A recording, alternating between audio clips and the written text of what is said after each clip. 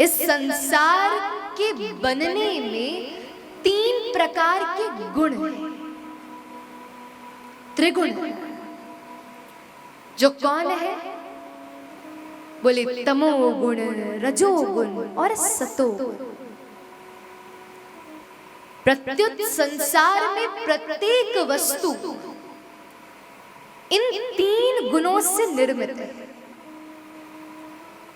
लेकिन ठाकुर जी कैसे हैं? बोले त्रिगुणातीत है, इन तीनों गुणों से परे। जब हम प्रतिदिन कथा सुनते हैं तो हम सब में तामसी गुण विद्यमान होता है, लेकिन प्रतिदिन की कथा सुनने से वो तमोगुण नष्ट हो जाता है। फिर द्वितीय दिन रजोगुण नष्ट होता है, उस उपरांत तृतीय दिन सतोगुण भी जब नष्ट हो जाता है, और चतुर्थ दिवस में आकर जब हमारी निर्गुण अवस्था हो जाती है, तब ही हम लोगों में ये सामर्थ्य उत्पन्न होता है कि हम ठाकुर जी की लीला का रसास्वादन कर सकें।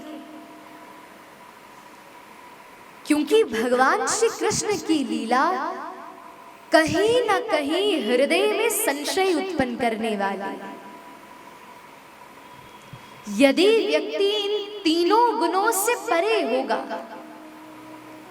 तो सहज ही वो भगवान श्री कृष्ण की लीलाओं में कोई संशय नहीं करेगा। लेकिन यदि सांसारिक कोई भी गुणों से युक्त हो तो सहज ही भगवान की लीला का श्रवण कर हृदय में संशय भाव, असद भाव उत्पन्न हो जाए।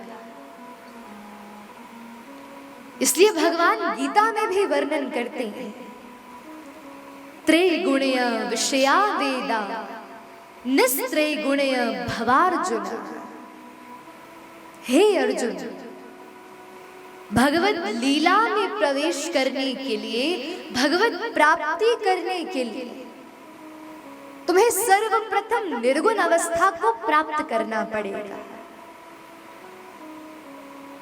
इसीलिए जब हम सब उस निर्गुण अवस्था को प्राप्त होते हैं तो ही इस चतुर्थ दिवस में आकर ठाकुर जी के मंगलकारी जन्मोत्सव में प्रवेश करते हैं।